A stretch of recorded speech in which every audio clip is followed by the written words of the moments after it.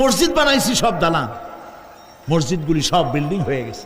নবী করিম সাল্লাল্লাহু আলাইহি ওয়াসাল্লাম বলেছেন মাসাজিদুহুম আমিরাতুন ওয়া হিয়া খারাবুম মিনাল হুদা, মসজিদগুলি সব দালান হয়ে যাবে শেষ যুগে।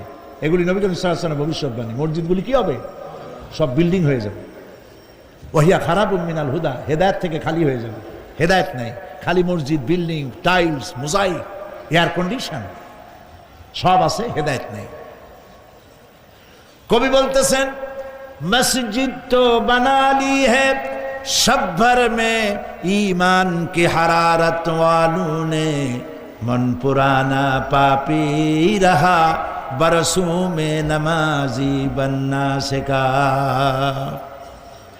মন চাইছে তাড়াতাড়ি করে মসজিদ একটা বানাই ফেলাইছে, কিন্তু বছর বছর নামাজ পড়লো, মন সেই পুরানা পাপী রয়ে গেছে, সেই পাপ থেকে সে বাঁচতে পারে নাই। এই